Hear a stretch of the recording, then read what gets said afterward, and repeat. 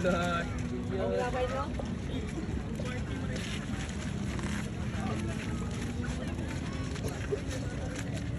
So, good day, sir. We are here in your town, and we are from Crystal Lake College, BSMT students. So, we are here to gather more information about health and environmental issues in your hometown, which is Baclayon. We're glad that you're here, and so we're happy that I can share you some knowledge about our place. Okay, how about unsa man ang day ato ang unsa man day atong tuyo nganong namo nini? So, first, sir, we know what is your name and By the way, I am Robert Alger Opus, the sanitary inspector of Baclayon, at the same time the pollution officer slash co-development officer of Baclayon University. so here, the first question, sir. How's the environmental conditions in your chosen town or which is Baclayon? How it affect residents' health? By the way, with regards to that issue, the primary environmental issues that affects the residents' health, so una na is the illegal disposal of non-segregated waste. Kaya nga naman, kanang pag illegal disposal ana makaresult na o contamination sa atong mga water source. So, kung dunay contamination sa atong water source, dunay tendency nga dunay mga gastrointestinal problem, illness. So dapat nato i-minimize ni, dapat daghan nato mga call up na attention nga dakpan din ni as pollution officer tungod ng illegal segregation o lipagnabay ng asa. Usa ni sa mga primary issues sa ato ang naka-affect sa health sa ato ang mga citizen dito sa ato Baclayon. Next question, sir, is what is the most common health issues and can you please identify and describe this? Okay, thank you sa pagkutana. Dili lang na din sa Baclayon, but that's universal. Ang primary ko na kawala, is una ko na. Cardiovascular yun. Next ana is kanang diabetes, infectious diseases, pneumonia, and tuberculosis. Then doon ang mga prevalent problems ana. Kanang mga problema ha, makalid yun ang death. So kanang cardiovascular diseases mga una nato i-take up. Daghan kahit ang mga cardiovascular diseases ng mga patient, libre na nagkaroon na sa US ang nalampal. Pero di pa ganahan sila maadto. Second is ang compliance sila sa treatment, di paagad nila kada adlaw tumaron ang nalampal. Ang compliance sa treatment. Second is kaning diabetes problem, which can lead to death gihapon ay kaya naman. Una na, pwede sila magka-infection or silang kidney. Saka ang ilahang cholesterol. Ang daghang infections makakuha na tungkol pagsaka sa diabetes. Sunod ana, di pa po sila kanang daily or kanunay nga monitoring sa ilahang gitawag na to sugar level. Next, kung i-mention what is kanang infectious diseases, pneumonia, tuberculosis, pwede mo kung makatakod dayon ang pneumonia. Kining pneumonia, dali ra kaayo niya sa imong lungs. Anytime, pwede dali ka mamatay. Tungkol na yung pneumonia nga po, tuberculosis, libre na may itong tampalan eh. Daghan pa kayo, huwag kung tayo ng treatment.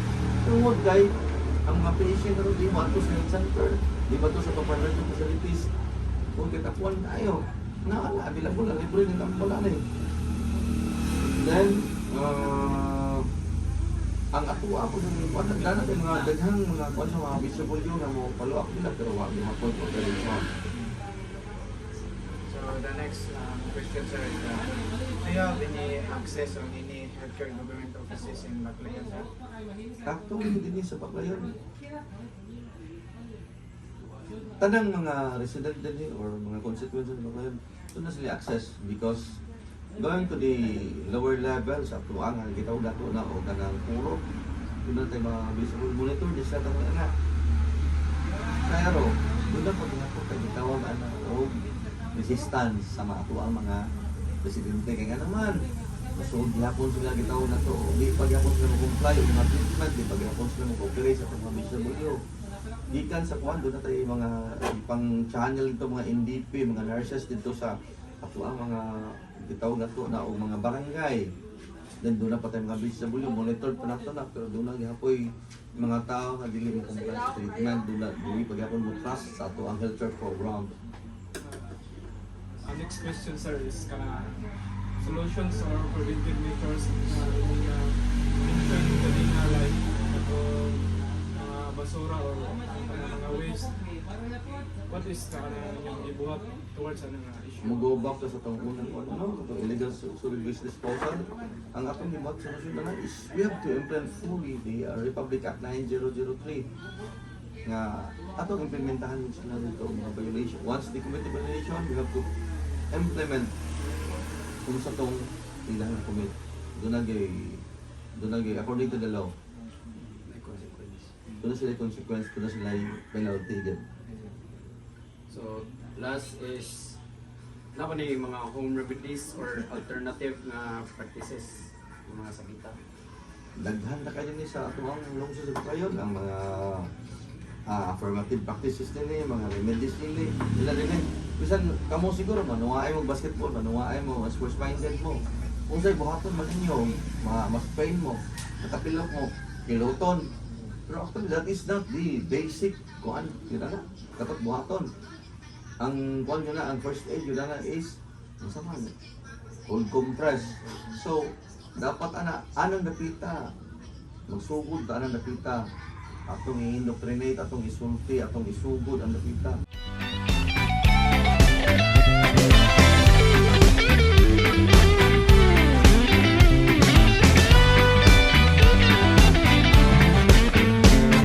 Lubok River ay mamangka, ang tarsier din ay makikita. At tayo ay tumalon sabay sa agos ng tubig. Students from Ng in tubig. your town, East Lubbock, to have an interview some locals like you about the environmental problems here in your town. So the first question: what are the main environmental problems in the area or in this town? About waste, segregation. Kaya ang mga tao ani kay dili kay budget na segregate. Diyan mo dyan ay main problem ani ang barangay. Kay kanang basura dapat unta manggod segregated. Anja kasagaran mga tao kay basig kanang kuan tapok-tapokon ra bitaw nya dili man na kung anong good sa LGU, dili na pick up mo yung dili kanang basura. Diya, kanang usap po na kuan kay sa dam site, bita aning, asa na, Albor, man siguro na, kanang, grabe na puno ang basura ba niya, maabot ang time na mapuno na. So, asa naman to na ipamutang. So, dapat unta ang every household, katong mga i-recycle, ikuanong bitaw daan niya. Katong mga malata ipabilin ra kay pwede ra man to mahimong fertilizer. So, how does these problems affect the people living here? Ma'am? Baho ang kabukuan kanang community unsa. Kanang para pud ang mga lamingan bitaw baboy, wa pud mi kanang wa man pud mi kanang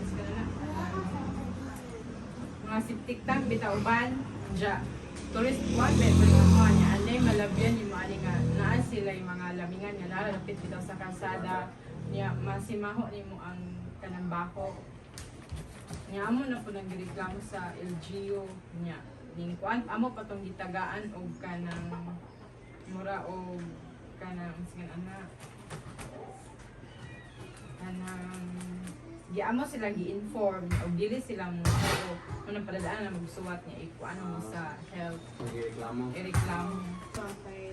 Are there any local laws or programs that try to solve these environmental issues? O naatay mga resolution man kana about anang waste mga ngana. Pero wag mo ay i-adapt na lang sa among barangay. Pero wag pa totally na implement. Implementation of it ang tuwag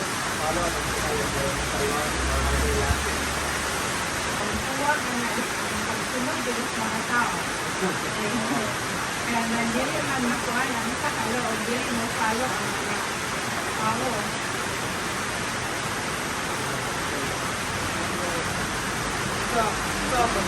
Kita po ba aware ako now update kayo ang practice na tayo sa nakuha. Dynamic, namin ito ano na kanang budget na kanang seminar. Amo na ikuan ng barangay assembly, namin budget na patawag sa kanang household. Na namin speaker di kanang di council. O di siya anoy, no di kanang right na o inte anay buhatol o What will later inform or school do to help with oriental practice? NGO kanang dapat kada bayan ay mga segregated kanang kuan o dapat kagalingong palingalay i-implement sa nadaan ano bang kuan na din sa kada household kanang kanang sila na mismo na kuan na kanang kapila right and kuan na kang awon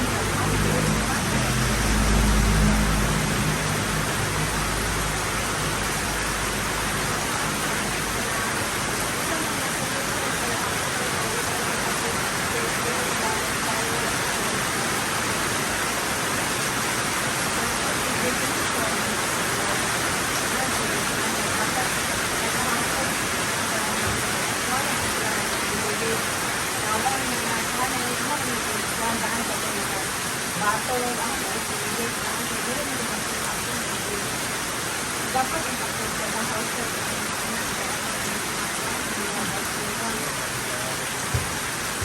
The last question is how can protecting the local environment help with global goals like climate action or sustainability? How magkabang sa local governments ng ang NGOs natin, mga platform natin, mga kanang seminars, imakat sa